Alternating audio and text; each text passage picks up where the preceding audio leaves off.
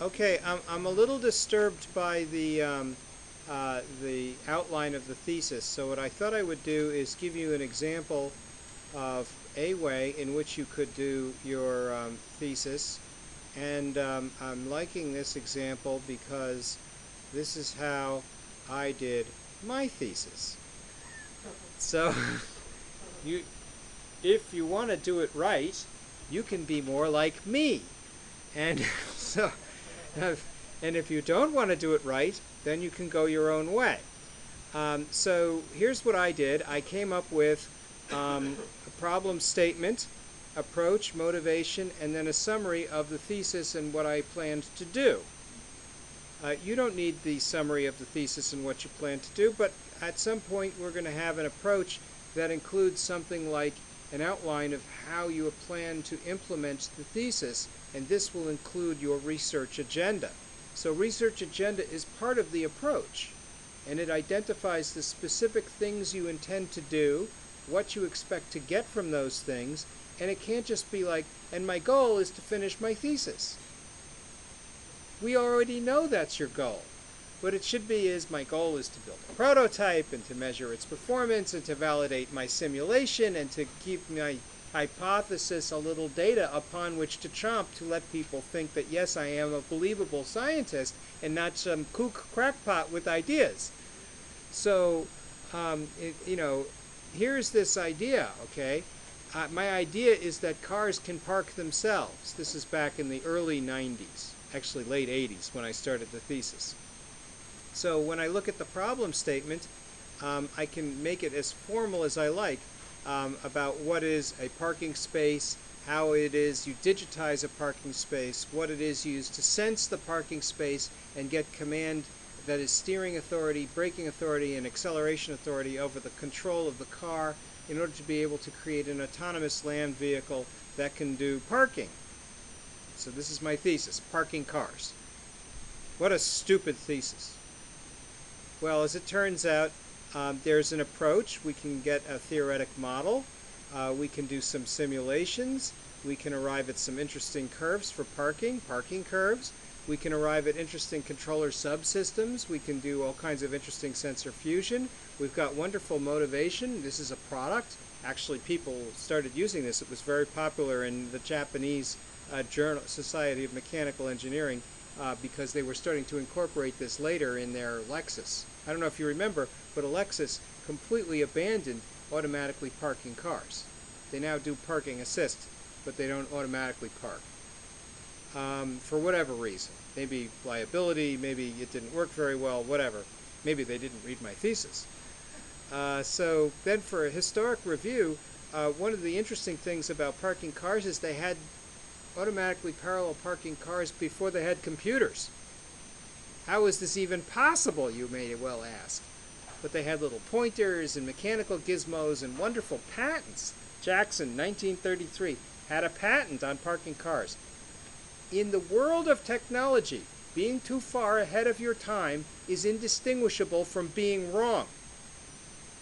So if it's 1933 and you're patenting automatically parking cars, you're just spending money on patent attorneys because there ain't nobody who's going to license that technology, not for another 50 years or more. So it's one of those things where you kind of wonder, now if it's just a general sort of, oh yeah, people have thought about how to park cars before, that's not necessarily what my patent would be about, because I'm trying to do something with computers. You need like algorithms for that, right? With sensors and all these other things, so it's not obvious. And yet there are things as recent as 1988, which was when I started the thesis for parking cars. And when you cite these things, check it out. I don't flood the paragraph with the entire citation. I try and make it as small as I can. So Baer, 1950, Riker, 1957. Maybe I didn't even have to mention the dates. But if you put the dates in there, it kind of gives you a sense of just how old this citation is. People have been thinking about parking cars for a really long time, right? So 30-year-old stuff, still thinking about parking cars. The planning guys are more recent. So I started dividing the historic research into different areas. So if you go back to the table of contents and you look at how should be a table of contents. Table of contents? Yeah. So now look at the historic review. There's parking legislation. Then there's planners, which are planning with spatial reasoning. There's control literature. There's sensor literature. There's data fusion literature.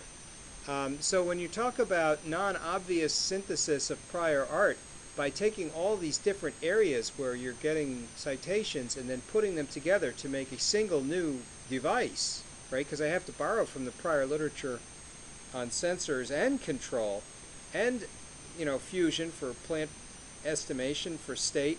I've got to come up with all of these things and put them together in order to be able to create a proper command and control system. So at some level, one could make a claim that one-dimensional ultrasonic ranging sensors do not in and of themselves motivate parking cars. Right? Two completely different things. Yet if I want to park the car, I'm going to need a sensor, and I might as well try and use one-dimensional ultrasonic sensors because they're so cheap. I can buy 10 of them for $1.60 each and put them all over the place in the car. And I get that. That's the price I get off of eBay when I buy 10 at a time. So sensors are basically free in terms of what it is you're trying to protect, which is perhaps a Lexus or something, $40,000 vehicle. $16 for the sensors is a drop in the bucket, and that's retail. So if I look at like sensors and data fusion, I get all the literature from sensors and multiple sensors and data fusion, put it in one place, and then I start to cite it separately. Somebody talks about possibility theory. There's a Dempster-Saver theory of evidence. There's all these different interesting things about fuzzy logic, the dead reckoning, and I'll call it odometry-based position and orientation sensors. All of these things come together to try and do sensor fusion.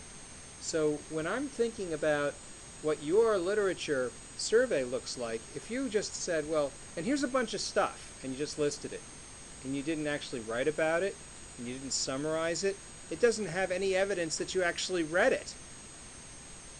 That's bad. Why? Because this is a readings course, and you're supposed to do some reading. Yes, thank you. So at some level, if you have just listed all of your references, but you didn't cite any of them, and you have no sort of historic survey of what's going on before you of prior art, then that's really not showing that you've done any reading. And one of the things that you may see when you look at my list is you're not seeing a whole bunch of quotes. Right? I'm not... I don't know if this is true. I think it's true. I'm not quoting anybody.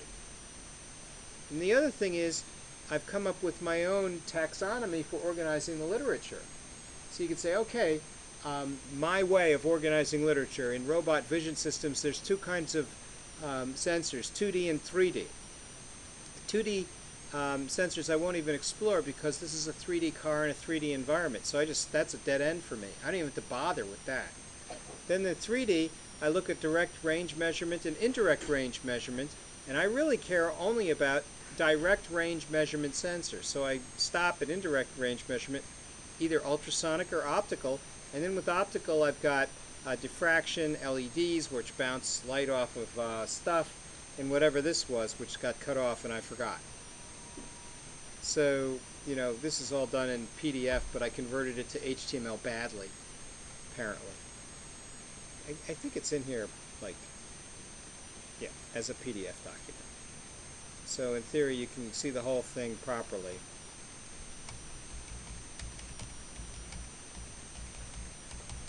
And somewhere in here, the summary of the thesis, you know what that is it describes like a paragraph or two about each chapter.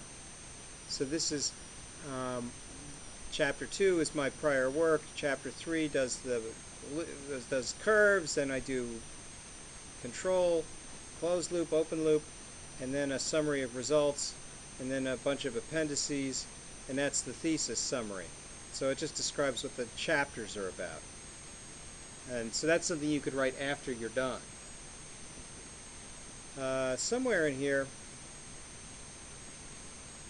we should see a taxonomy of rangefinders. So here's a taxonomy of control, also badly converted. So there's classic control and modern control. The M is missing for some reason. I do not understand. And then under classic control, I got heuristic, stability analysis, transform techniques. Under intelligent control, I've got literature for fuzzy, neural, and hierarchic control. Why all the first characters are missing, I do not know. It's a Mac thing. It's probably missing a font, right? You needed to make the font self-contained. So here it is again. Now you can see scanning lasers, diffraction profilometry, static LED arrays, all part of the optical direct range measurement systems. So if you said to me, gee, I really want to measure how much oil is left in my oil tank, what will we do? Well, that's a direct range measurement, which measures the distance to the level of oil. What could I use? I can use ultrasonics, which will measure down to the level. Ultrasonic sensors are cheap. I could use what's called E-tape, where E-tape measures resistivity. I could use an optical sensor, maybe a laser with scans, but that seems like overkill because I just want one single point down and back, and I can maximize my deflection rate so that I will not miss the oil surface. It's a nice big broad surface. So I'll be able to get an accurate measurement with ultrasonics.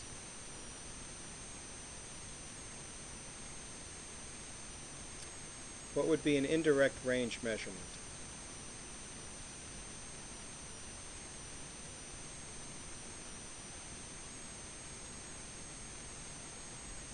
Any idea?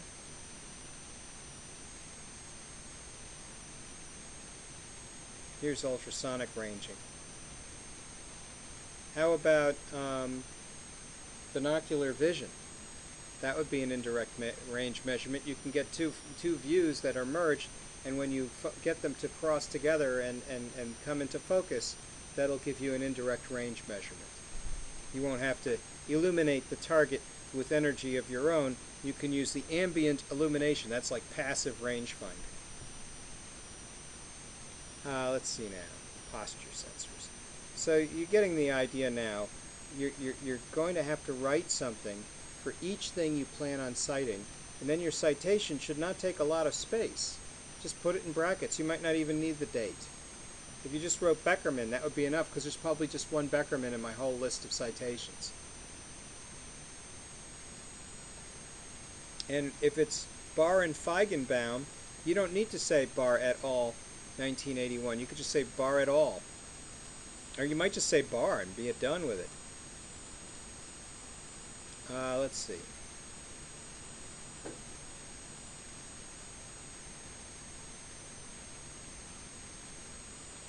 So the rest of this is now you're starting to get into the thesis part. And when you get down to the end, there should be some sort of a literature cited section. So that would be page 113. And there it is. So there's the literature cited, and now you can see exactly how it would be cited. So if I was going to cite Abelson, and presumably I did, I should cite it by saying Abelson 1982, because that's exactly how it appears in the square brackets. So that's the ACM style. Now if you wanted to do it with numbers, the IEEE style, you'd be numbering everything and renumbering it continuously. And I can't stand that. That's kind of junky. So me personally, I prefer to use names. And so you can kind of see if you wanted to cite Bennett, you'd be writing Bennett 79. I think I saw one without a date. Well, maybe not. It looks like I put a date next to... Yeah, here's Dorston Travato. I didn't put the date in there. And in fact, I don't even have a date for this working paper, because maybe it was never actually published. I visited these people down in Phillips Laboratories, and they had internal reports that they did not publish, but I was able to cite. They had parking cars down there too. I don't know if you knew this, but Phillips actually worked on that problem. So at the end of the day, I had a whole bunch of citations. There was one in here, I think it was from there it is. That's just a, what do we call this? A technical report on how to use the sonar ranging module at TI. Simplest thing. But you might need that if you're going to build something.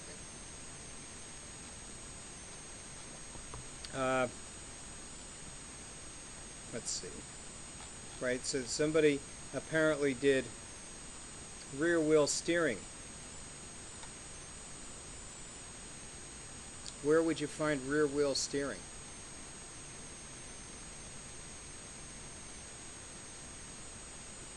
Fire engine. There's a guy in the back, and he's steering the back because the ladder is so far away in the back than the front, and otherwise it will hit things like the curb when they go around a curb. So you know what happens is a lorry in a tight rotary will mount the rotary. You know, the tires go right on top, and that's considered acceptable practice in the UK. Because they've got these, you know, these circular things you've got to try and get around. The back is very hard to control in these lorries. So it's one of those things where if you have a fire truck, it's so long because of the ladder, you got somebody in the back steering, rear wheel steering. But it also improves general control. So Honda had this active steering system for the rear wheels, and they put that into their passenger cars at one point. So the rear wheels would actually steer, which is kind of an interesting idea. I don't know if you've ever noticed this, but if you've had a four-wheel drive car with locked hubs, then it feels like the wheels are scraping against the ground when you're on dry pavement. It doesn't corner properly. And the reason why is because the wheels are all turning at different rates. So it really does need rear wheel steering in that case. So that, you know, there's an example for what it's worth. I've done this on a few occasions where there are different publications, and I've done some citing. And you could certainly look at some of the prior thesis proposals for a little insight into this.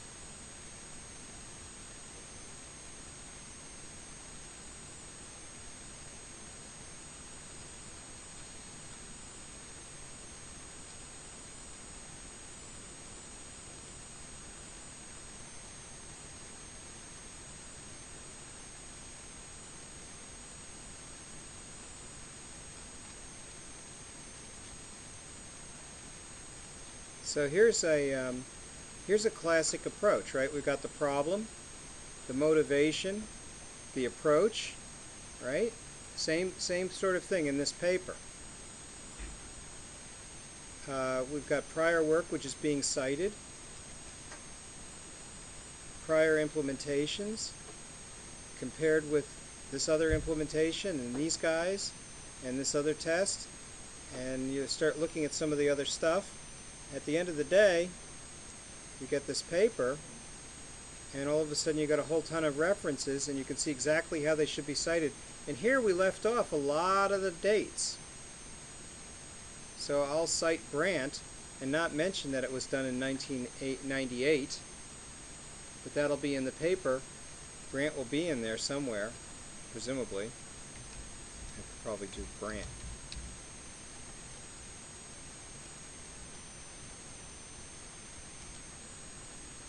I don't know where I put him. So, you know, if you're going to put the citation here, ostensibly you've cited it somewhere. Hopefully. And if I didn't, it's my bad. I should have done. So, It's not unusual for me to write a paper where I cite things like this without numbering citations. And I write a little bit about each citation because ostensibly I put it in there for a reason, and I'm comparing it against my own work, against prior work.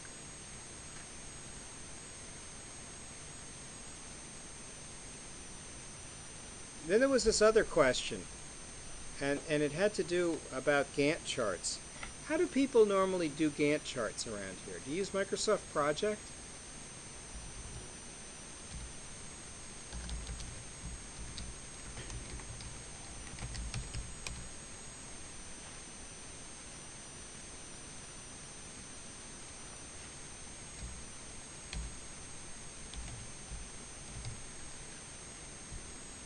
Oh, here's one in Excel.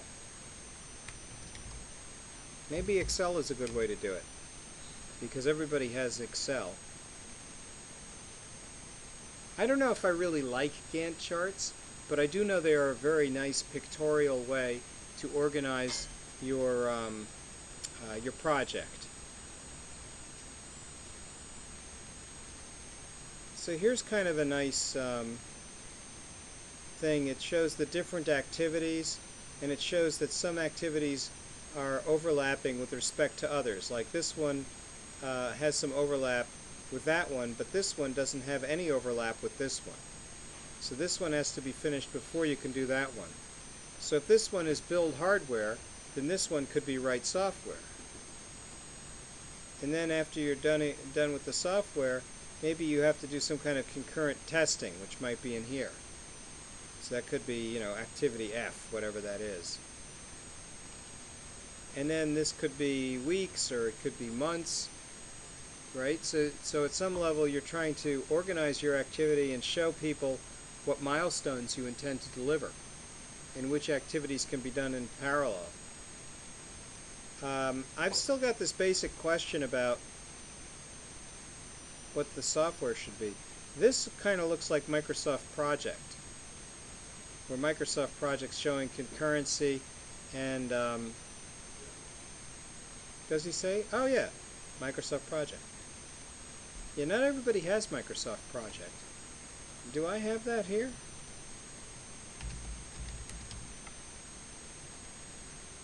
Huh, probably not. Microsoft.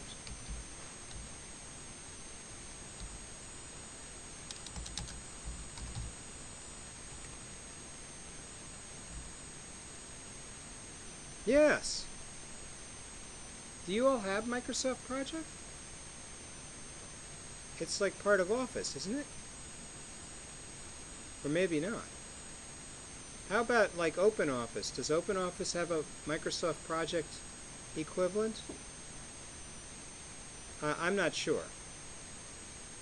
But anyway, oh, accept the terms. Activate? I don't want to activate.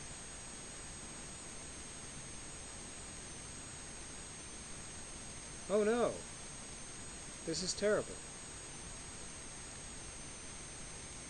I think it won't let me do it because I didn't activate. So anyways, if you don't have Microsoft Project, I don't know if I should spend a lot of time with you on it, but I'll give this task a name. Let's call it task hardware. And then here's another task called software. And then here's a task called testing. And maybe this one takes 10 days. And this one takes 16 days. But you can't do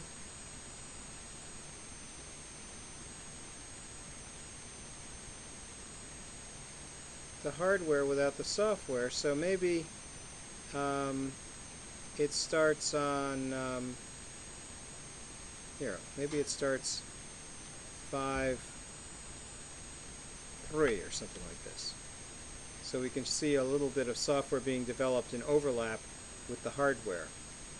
And then testing has to happen at the combined, let's see, 16th day interval after software is done, but maybe it doesn't have to finish.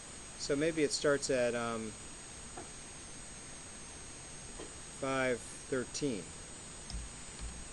because you have to test while you do your software development. So 10 days into the software development cycle, you're starting your testing. And testing probably has to go on continuously while the software is being developed.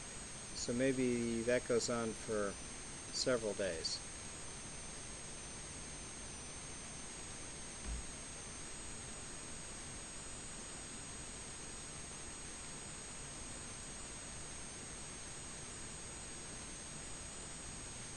What do you think of that? So then the question is, okay, I don't have Microsoft Project, what do I do? Oh, Professor Lyon, what do I do? I don't have Microsoft Project, oh my god. Well, then I'd say, I don't know. Isn't there something called LibreOffice or OpenOffice, or maybe it's this way.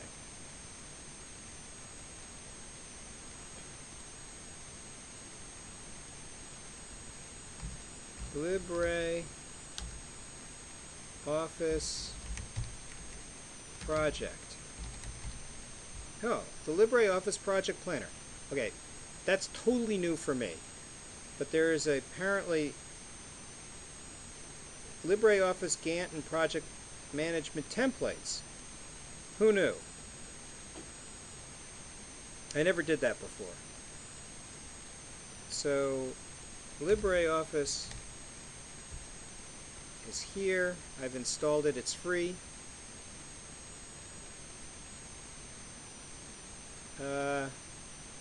Here's templates. And I guess I have to download the templates for doing project management because it doesn't have its own project manager. So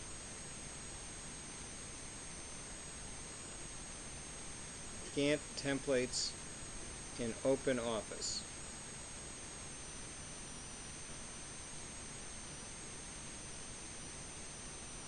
Well, we could either use this. I really have no love for Microsoft products, or you could do Gantt I guess it's this way. Google. I was thinking it could do it with LibreOffice, and maybe you can, but there was something else I saw, and it was Gantt charts in Excel. So there it is. People apparently can do these sorts of things in Excel as well.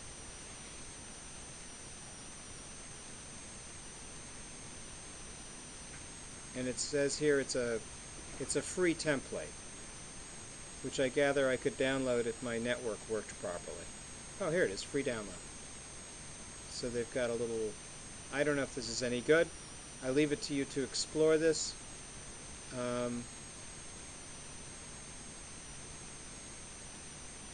I should tweet it? I would, but I don't know what is tweet.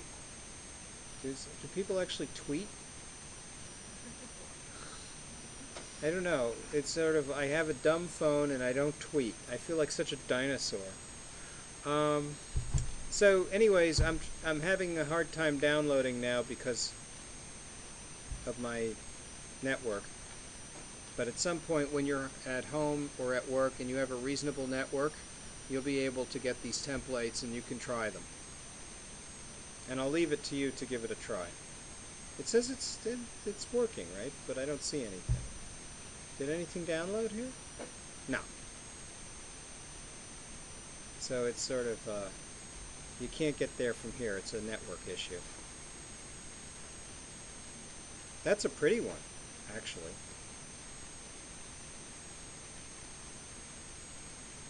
Oh, it's a separate program for doing Gantt charts. If you're going to do any kind of project management, and you're going to do a proposal for management, they love these Gantt charts. This is how technical management looks at project proposals and realizes that they're serious. To be honest, I'm not exactly sure why I'm having so much trouble downloading in our network. but I'm convinced that if I were home this would work without an issue. And it looks like Microsoft even supports the Gantt chart way.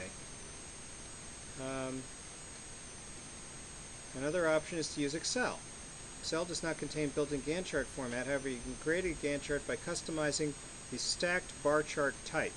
This article shows you how to create a Gantt chart, like in the following example, which I cannot see because my network stinks.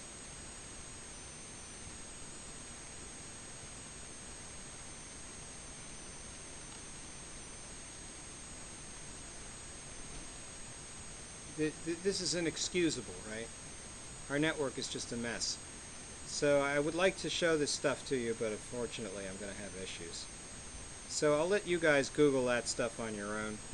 For next time, and we're almost out of time, so I'm going to write this up. I would like you guys to continue your work with the literature. I think we're going to need to have some sort of a proper research agenda with milestones and a timeline. Whether or not you do a formal Gantt chart is up to you. I would prefer it. I think you would like something nice too. It makes it clear.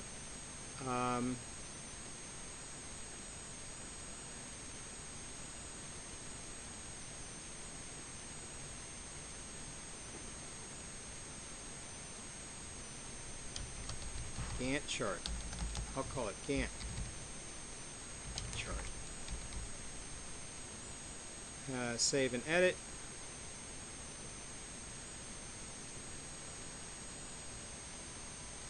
We'll make it due next week. A couple or 3 hours. I don't think it's going to take much more than that. You can upload multiple drafts, yes.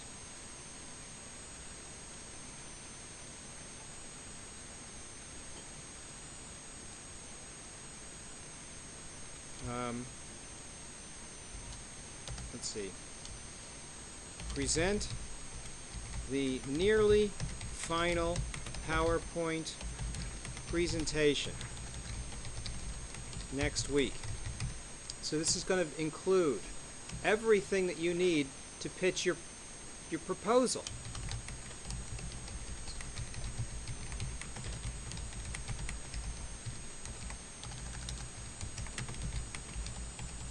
So that's your thesis proposal. Nobody is going to care more about your thesis proposal than you do. Not your thesis advisor, not the dean, not your colleagues at work, not your parents, nobody. You have your ideas. You have to champion your ideas. You can't just throw them over the wall and delegate them to someone else. You're going to have to carry the ball on this. So that means you need to lay out your research agenda. And by that what I mean is include details, deliverables, milestones, Gantt charts.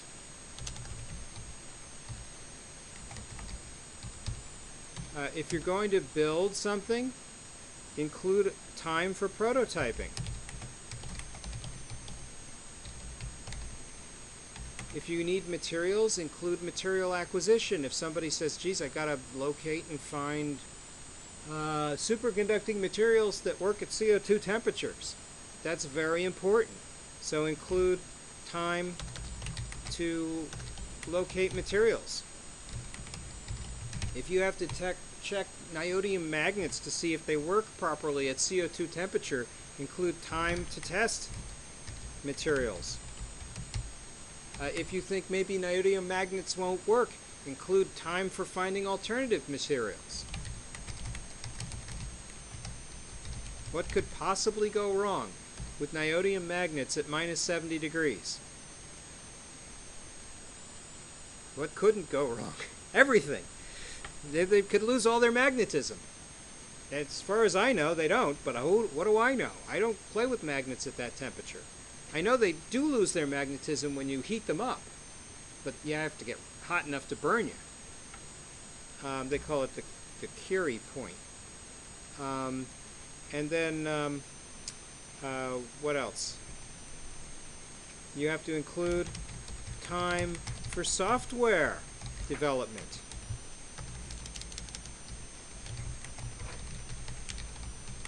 You have to include time for testing.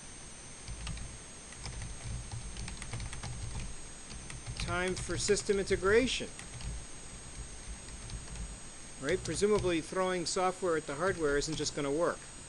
It'll have to be integrated somehow. Somebody's going to build power outlets with Zigbee and Wi-Fi. You know, there's subsystem construction. Include all subsystems. I regard the Wi-Fi communication as a subsystem which is completely separate from power line monitoring. So they all have to be integrated separately.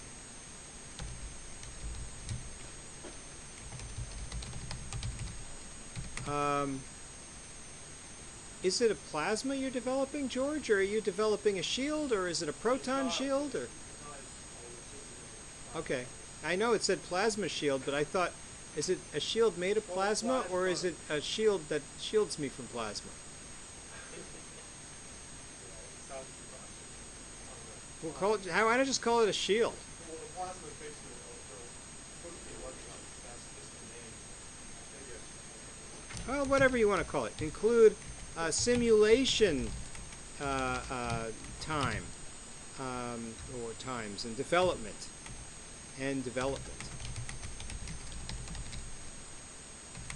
etc. I mean, you need these things, right? None of this research happens overnight. I'm here to tell you, however much time you think you need, probably you need to double it, especially when it's software and hardware development. These things are not easy. Even simulations are not easy. So then the other stuff, what else do you need? Write a paragraph about each reference cited. Okay. How many references are we up to now? Like 20? 18? So cite 20 references with a paragraph for each. It can be a short paragraph, a couple, 3 lines even. But, you know, cite. Use consistent notation for citation. Like, for example, lion. Or, for example, omit needless words.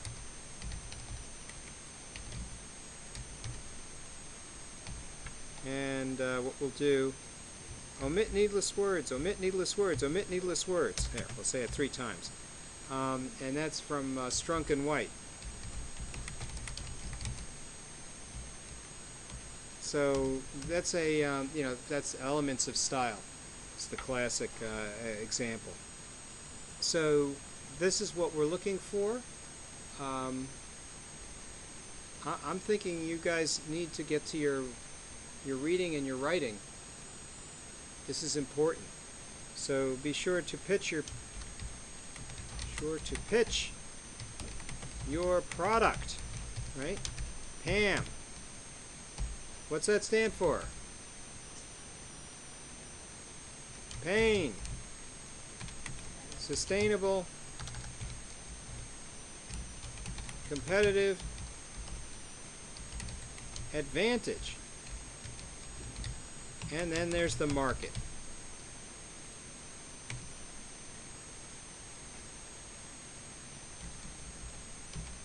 So somewhere in there, that might be under motivation.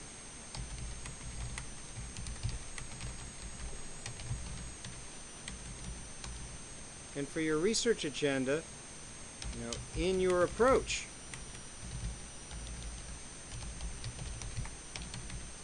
right? So your approach includes a research agenda, which says these are the things you plan to do. These are the things you plan to deliver. Here's how long it takes. You know, Professor Lyon buys me niobium titanium cobalt stuff made of titanium. What's it called? What is it? Tumidium. Thulium. Thulium. Thank you. Thulium. Uh, I had a Gilbert chemistry set when I was little, and it didn't have thulium in it. That's why. Oh, is that why it wasn't there? Good thing. It's radioactive? It's only element number 69 on the table. I thought it was stable. I thought only the high numbered ones decay. You know, uranium becomes lead after, thousands of years. All right, what else? So the paragraph should be under like the historical review. Yes, yes.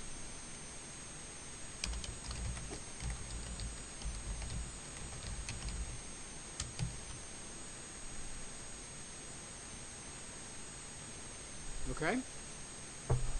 Are we good?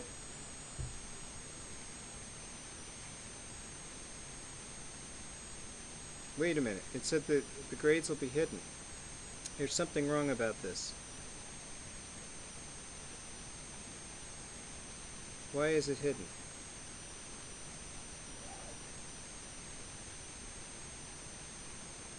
It still says hidden. Oh, no it doesn't.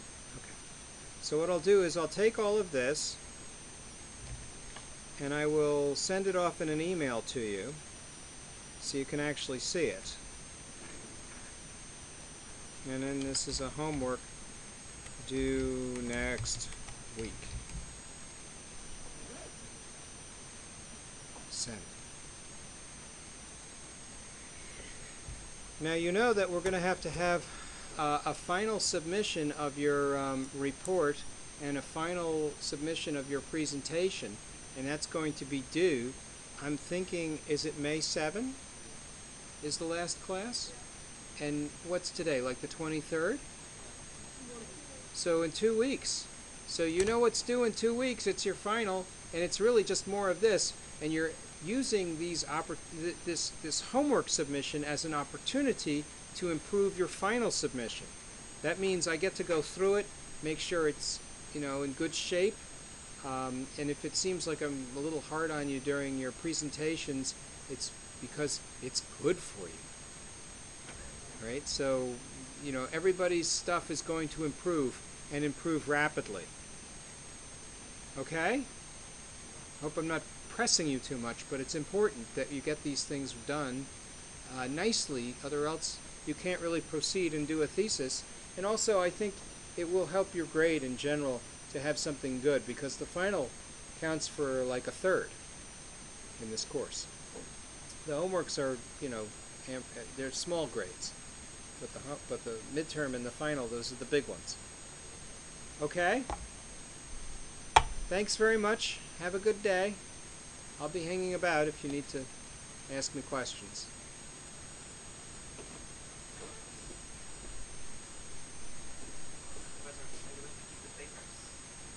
I was thinking about doing some kind of a quick grading, so if you wanted to hang about while I do the grading, I can give you back the papers.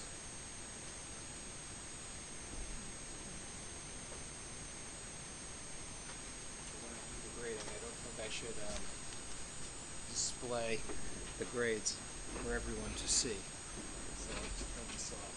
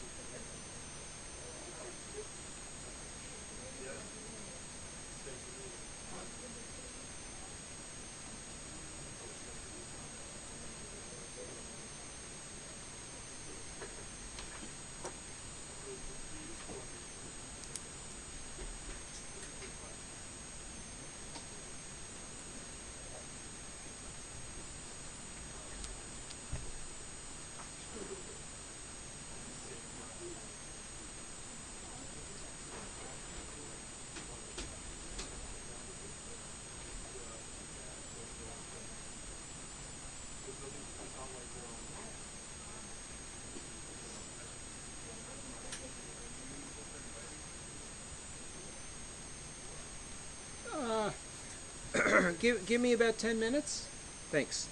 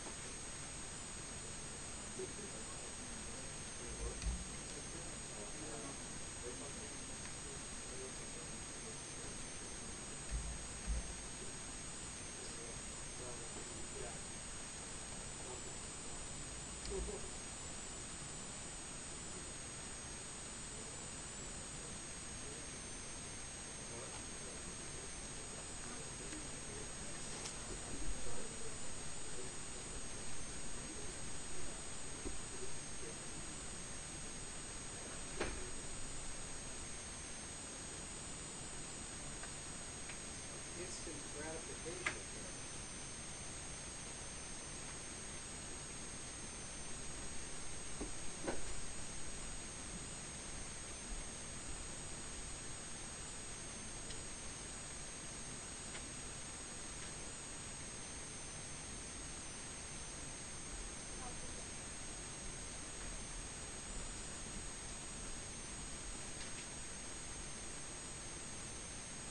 What other professor prints papers around so quickly?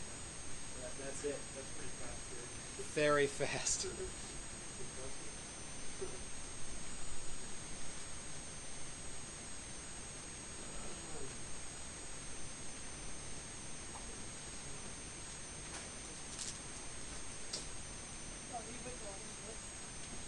can't read my writing? It says browser, and I'm giving you a sketch idea.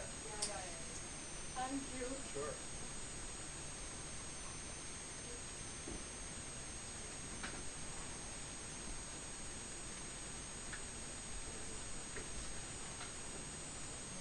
Actually, could figure out how to control the heat in this room. I know. I mean, you could paint the windows shut too. And it's like 45 of us. Oh, I guess it's probably because they're all computers. Yeah. It's a, it's manipulated. It says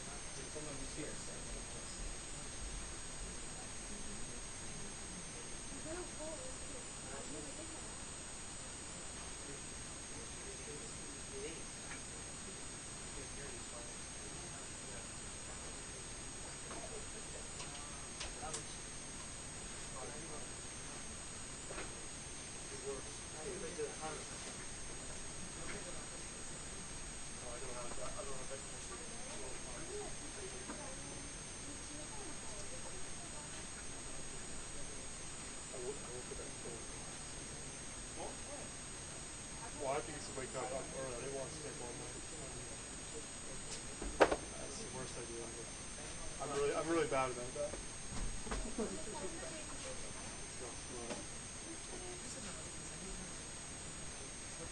Oh wait, he's already in there.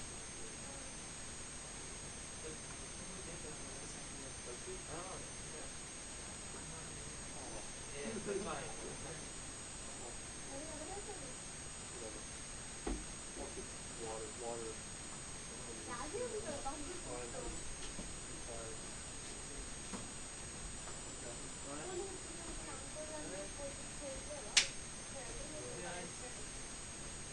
Maybe we're like every day. Like 2 weeks. I used to be good better. Yeah, it's scary. I was kind of worried. I know, I was kind of. I'm better. He's better now, though. I was still worried. Do we have any more? Three other clocks. Over? We didn't have. I'm not gonna push it. We have to do it. Well, we have. Yeah, I know.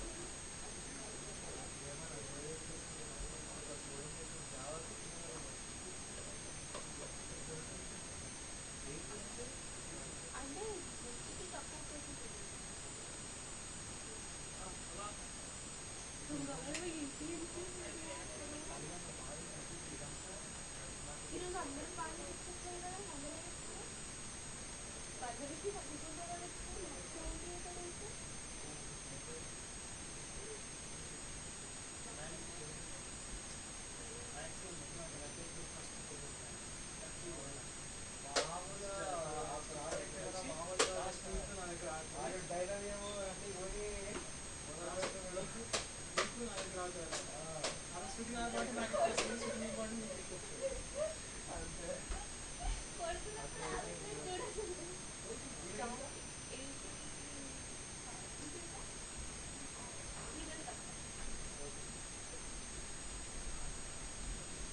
The secretary gave me this assignment. It's my homework assignment. So it's kind of hanging over my head, but I'll have time for paperwork later. Let me think. I'm trying to catch up in my brain as to where we are in terms of the state of things. Oh, okay. How'd that work out for you? I changed the software. I didn't get the chance to put it on the actual hardware. But that's not all I have to do is put ESPN. I just wasn't sure if there's something special I have to do.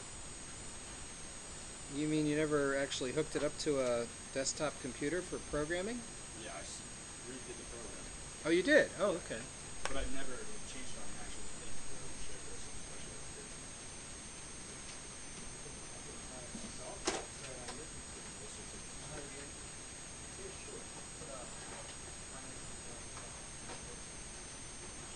For the other class. Yeah. Okay. So, I was wondering what columns do we need in the page, like the first name, last name, address. Well, you can see the form, Inverted right? The yes. the PayPal form. But the name on the bags, I need to put the name on the bags. Yeah. That should be input into the email. Okay. So whatever email you send, all of the variables will have values. Yes. And then they will be outlined in that email that you send to me. Okay. So if you have a It form should with be of the same format of the form. yeah, well, First I name, don't. last The name. format. You're talking about the format of the email. First name is so and so, last name is. You could probably format it so that it all comes out on one line. I imagine. But it looks like a confused. I mean, first name, last name, address, and all in a one line. yeah, might maybe be- maybe it needs more than one line. Like this, for example, Why not bring that question to First- class so that we can come up with a good format for the Okay, email? okay. You're talking about the format of the email? yeah. And I think also that's a the- detail we can work out in class. Okay, and also the format of the page that people we can look it in the inventors.org. I can get it the form of the page, the server page, like the first name and some space to write the first name, last name. The format of the server page. I don't think it matters how you format the server page. That's fine. What details do we need to enter? First name, last name. Oh, it's going to come in from the instant payment notification form. Okay. It's a callback from PayPal. I sense confusion in your question. PayPal gives you the data. So all you have to do is formulate an email in response, and PayPal invokes the form. So on clicking submit, does our details need to go and fill in the PayPal page? When a user clicks submit, There they should get be taken. email sent to our Gmail account or something else saying this is your first name, last name, address, and so and so. The details what we have. Details Yeah, of I think there's essentially a lot of confusion in your question. When you hit submit, the data is submitted to PayPal. Okay. PayPal processes the data. Then PayPal notifies your active server page with a callback that contains all the variables and all their values and tells you that someone has been paid. In response, you input that data from PayPal and send out the email. That's how instant payment notification works. PayPal sends us an email. PayPal invokes your Java server page, which then sends an email in response. And so what about the card number details and all those? That's taken by PayPal. You don't see the card number.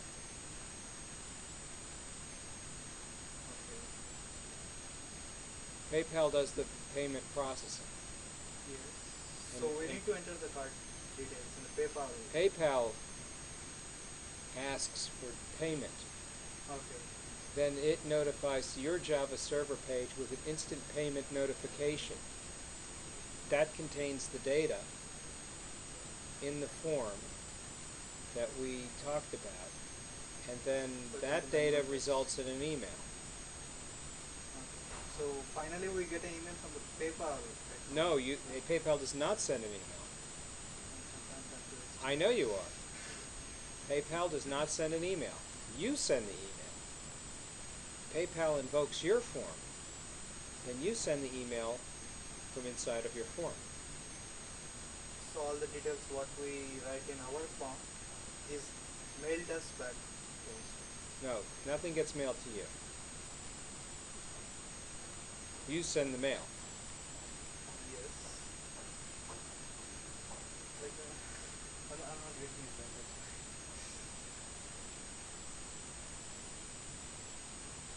For example, I have to explain this in class, because if you're confused, everybody's confused.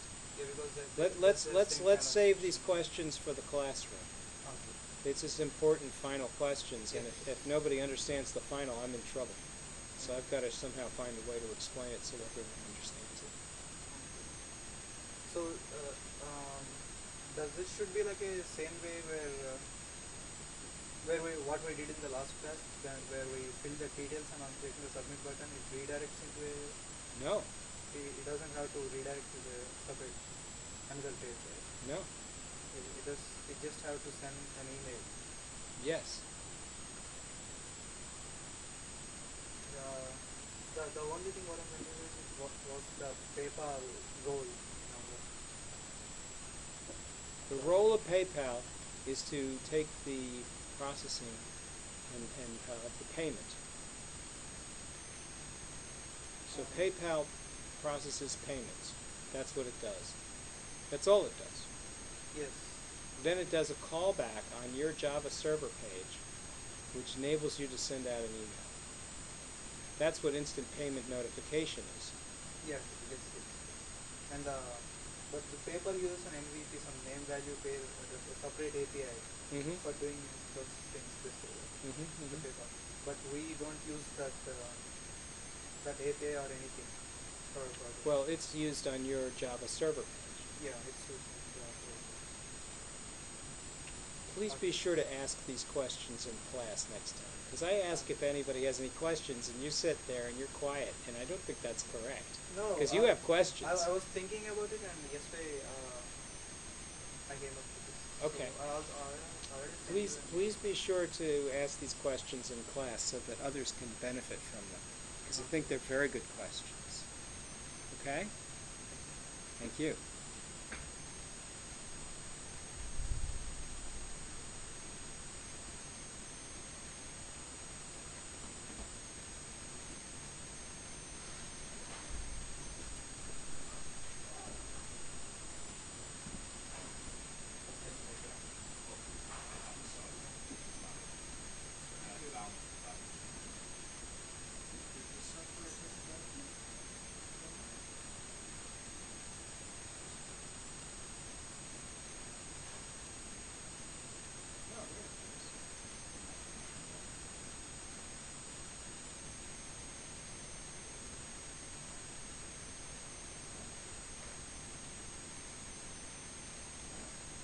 But I have to throw in that chicken. Is that a Mac? No, it's